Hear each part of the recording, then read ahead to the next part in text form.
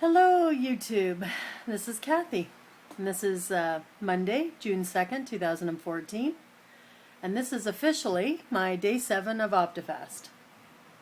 Yay! 1 week down, 2 to go. So how am I doing on Optifast? Well, let me just tell you a few things that I've come to realize. Optifast sucks, but it's a necessary evil, so I'm doing it. It's very, very, very sweet.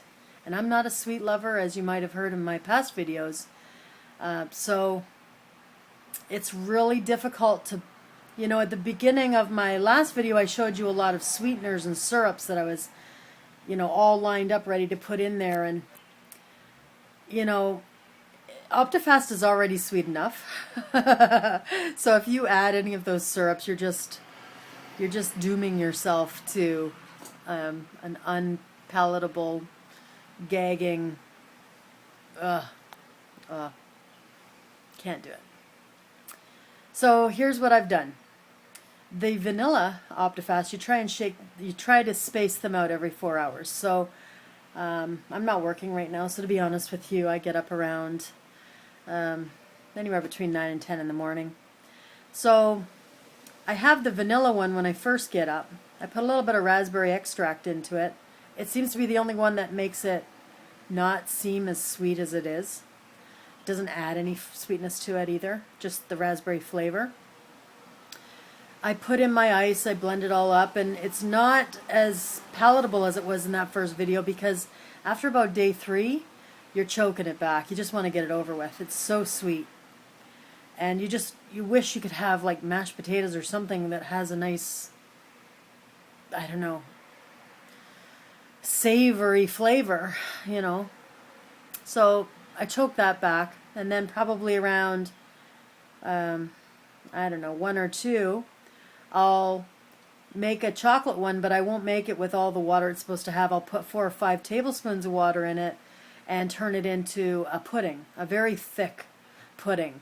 And this is my mental way of making me think I'm eating chocolate pudding or chocolate mousse or something of the consistency of a really thick mashed potato, like very thick, so that you feel like you're getting some substance. And I don't put any flavoring in that either because it also is sweet enough. Too sweet, actually, still. So then about 4 hours after that, I'll do another vanilla shake with more raspberry extract. And then usually around 10 or 11 at night, I'll do my last pudding. And that is how I'll end up going to sleep a few hours after that on this feeling of a full stomach from this pudding.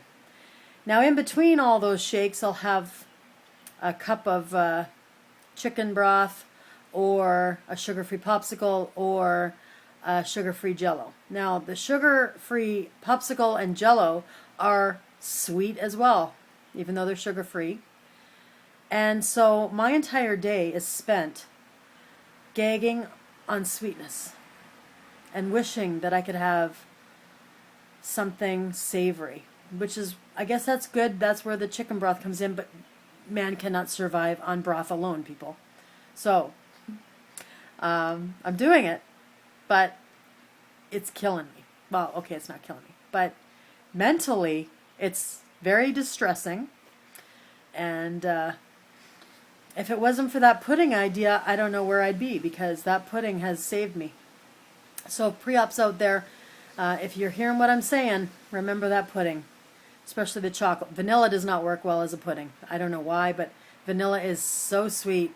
It doesn't work no matter how you do it. You can add more water to take some of the sweetness away, but then you're drinking twice as much gagginess as you would be if you just got it over with in a cup of water. So, well, 300 milliliters. I guess that's a little more than a cup, but still, yeah. Just get it over with. Just down it and get it over with. That's about the only thing I can say about that. And I know that the whole reason for Optifast is to shrink your liver. I also think that it's partly to help your brain come to grips with head hunger, because I'm not really hungry on Optifast. It's not an overwhelming once I have my shake or my pudding, I'm satisfied enough that I'm not hungry. But if I see a Popeyes commercial on TV, my eyes are melting over it, you know. Last night my husband made a stir fry. I smelt the curry the minute it hit the pan, and so the smell, the sight of food is, oh, it is the devil tempting every step of the way. So, but I'm determined to do it, and I am doing it. I think I had 1 or 2 radishes earlier on in the week, but not now. Now I'm sticking to it. I even bought a chicken noodle soup from Tim Hortons because my husband wanted to go through Tim Hortons, and I strained everything out of it and just had the broth, which, you know, it's very tempting when you see those nice big bow tie noodles in there to down them, but I didn't. So I'm proud of myself for that. And to the people who make Optifast, or to anyone who has control over what us weight loss patients get to have in the future, please let these scientists know that not all fat people are fat because they ate candy and sweet stuff. As a matter of fact, most of the big people that I know aren't sweet lovers. They are a savory, carbohydrate lover, but not in the candy department, not in the dessert department. So they're too sweet. Optifast is just way too sweet. Another thing I want to mention is Canada, which is where I'm from, really sucks when it comes to sugar-free products. I can't tell you how many stores and dollar stores and grocery stores I have been to looking for sugar-free popsicles. And I mean, I can find no sugar added. But that just means that they're using juice, and it's all natural sugar. You know, it's not truly sugar-free. So I know I can go to Port Huron and buy sugar-free. Lots of products in the States. You guys rock. I guess because there's more demand, there's more of you. So, you know, you've learned and you accommodate people. But here in Canada, no. And there's something seriously wrong with that. We have to change that, Canucks. So let's get going here. So thankfully my niece, she brought me some liquid Crystal Light, and I made my own popsicles with it, and we'll see how that works. I tried the powdered Crystal Light. Don't do that, people. Don't do it. No, it separates, and then you've got like half your popsicle is like pure ice, and the other half is powdered, very tart. Not good. So I'm trying the liquid Crystal Light. I did order from lowcarbcanada.com sugar-free popsicles. They'll be here in a couple of days. Thank goodness for the internet, is all I have to say. What else? Oh, and again, thank goodness for the internet, because, you know, I am not good company right now. So I don't want to go out in public. Like, the few times I've went out looking for popsicles, the people in the stores that I had to speak to regretted seeing me that day. Like, I have a little bit of a sarcastic side to me, and when I'm irritated, it comes out, you know, especially with strangers, but even with my friends, which is why if you are one of my friends and you've asked me, you know, I'll take you here, let's do that or something, and I've said no, please don't take it personally, but I don't want to chew your face off, basically, is what it boils down to. I also don't want to be driving around looking at fast food places, because there's something about the eyesight and the smell that is stronger than the taste, especially for a foodie like me. I am a foodie, at least I used to be, and that's going to be totally changed, but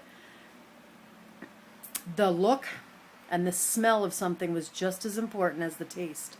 And I was a huge restaurant connoisseur. I would go to different ethnic restaurants. You know, it's how I got to be the way I am, I suppose. And it was out of enjoyment. You know, I ate for pleasure. I did not eat for drowning my sorrows, or, you know. Sorry if you hear traffic going by. I have my windows open and I'm right on the highway. Anyways, so this is going to take some getting used to, but I'm doing it. And it's week 1. anyone who's pre-op who's going to be doing Optifast in the future, I hope you learned something from this. If nothing else, let this be a lesson to you that if you don't like sweet stuff, don't go crazy on buying syrups or getting syrups because it'll just make it sweeter.